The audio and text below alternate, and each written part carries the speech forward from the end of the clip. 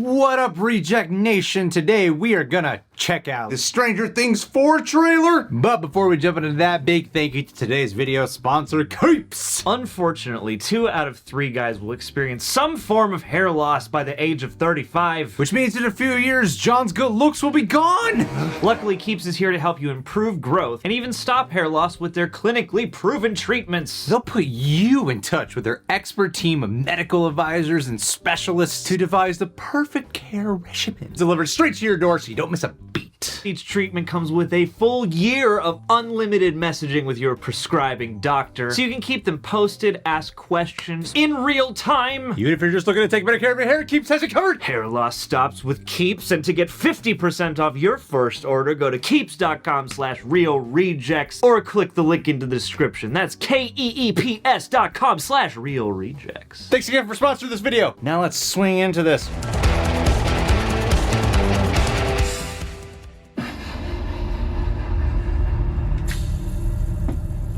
You've broken everything.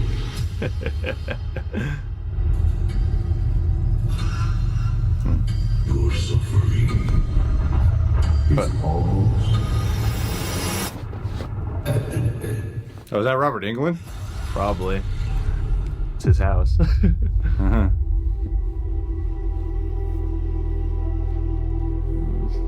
Billy. So sexy. Dear Billy, I don't know if you can even hear this. Oh, he can. Upside down. Ever since you left, everything's been a total disaster. For a while, we tried to be happy. Normal. There's no normal for you guys. Impossible.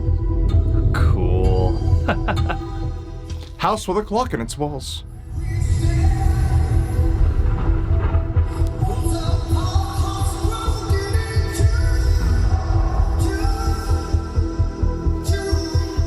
I relocated you guys far from Hawkins because I thought you'd be safe. Stamps are the new clue. Is that a package from Russia with love? Is coming. I'm afraid your friends at Hawkins are very much It's Paul Reiser's voice. eye of the storm. I don't have my powers. I don't know how to say this other than just to say it. We need you. Without you, we can't win this war. 11! Oh, damn. Demobats. On the other side. On the other side.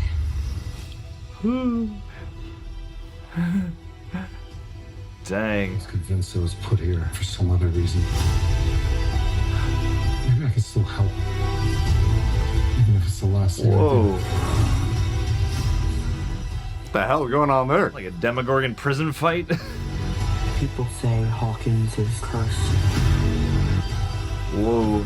Whoa! Max! What the hell? Robert Englund, yes.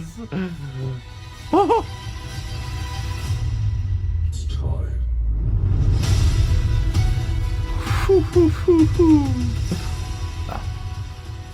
Holy my. shit! Like some Resident Evil shit. You have lost. Wow. Is that who Robert Englund's playing?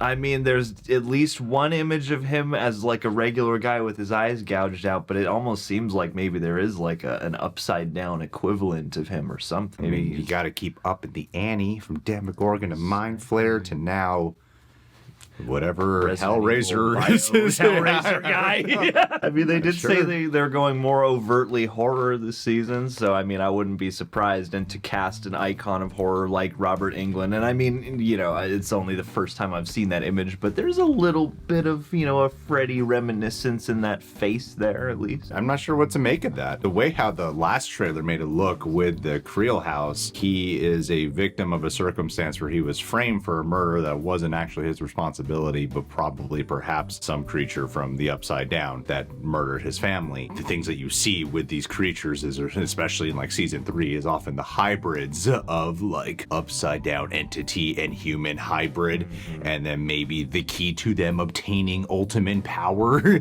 is the perfect hybrid, and maybe that's what he is. I have no idea. I really have no clue. But this looks like the most expansive out of any season. Like, you are like out of Hawkins for so much of this.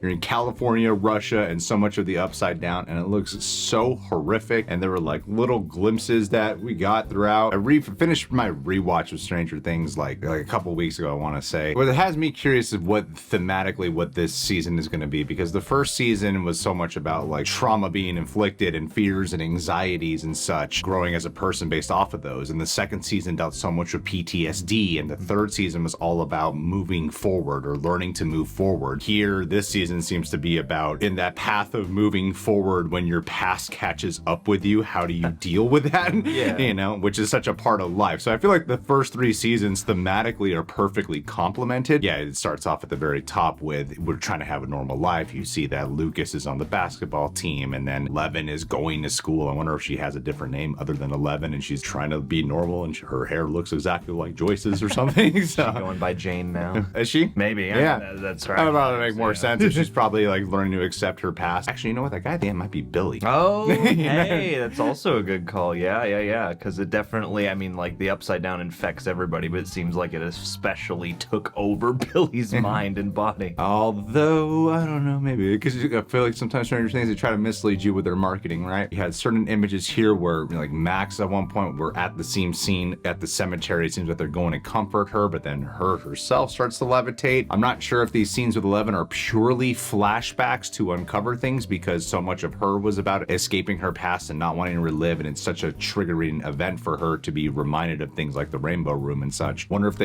it is like present day and they bring her back to it, because, you know, there's a lot of theories that Dr. Brenner will be back this season, not just in the form of flashbacks, because we didn't actually see him die in the first season. If it's an off-camera death, it doesn't count. They are All still alive. He got attacked by Demogorgon, but we didn't see his body. So he might on still the be table. alive, still on the table. And then, of course, like with Hopper and Russia, it seems that he might bond with some of the prisoners, actually, and like an attempt to, it seems like they're gonna escape at one point, and then they have to take out the Demogorgon themselves. At least it's what it looked like at that one scene. Either that or they're doing like some kind of twisted like gladiator fights with like the prisoners and Demogorgons or something. But either way, it looks like Hopper might be instrumental in, I don't know, helping to save some of those guys, or at least, you know, being the one to show everybody that they don't know what they're dealing with, what they have on their hands here. Well, this is also gonna probably deal with time travel, if I'm not mistaken, or maybe not time travel, but some type of dimensional, because I don't feel like, you know, you do see Murray and Joyce at one point in a plane, and it looks like they're probably trying to rescue Hopper. You know, you got those clues in there from the stamps, so maybe there are these clues like that she's receiving from Hopper that maybe he's still alive, so they're probably trying to go rescue him, or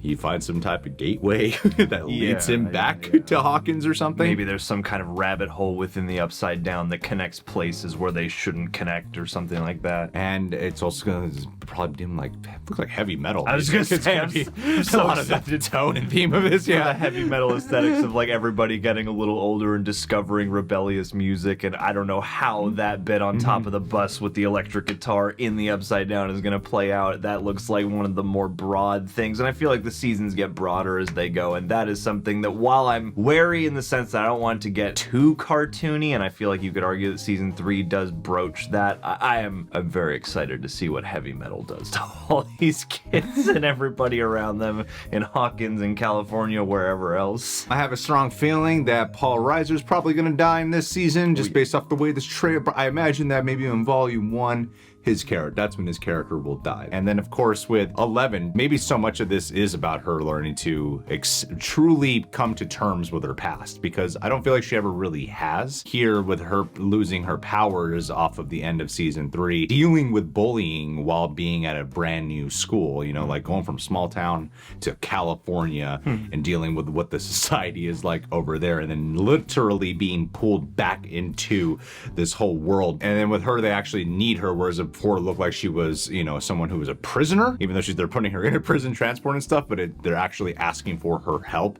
And so she'll need to like find her powers from within again, and maybe she'll come back even stronger than before. Yeah, I think that matches what you said about the sort of idea that you can't necessarily leave your past behind, and maybe for 11 it's going to be a sort of arc where it's that she is connected to this war, as they're calling it now, no matter what. These things that are breaking through the upside down in this whole situation that has come of ill-fated government experiments, as unfair and terrible as that is, maybe, yeah, it's that she is connected to it, and if she can access herself from a place of power, maybe she is the only key to stopping it or something like that. All right, guys. Well, Stranger Things season 4. Are you guys excited? This looks like an epic ass season. They said it'd be the biggest, and you could tell it'll be the biggest. What do you guys think? Leave your thoughts down below. Subscribe, click that bell, hit that like button. Thanks to Keeps for sponsoring this video. Last but not least, let's do a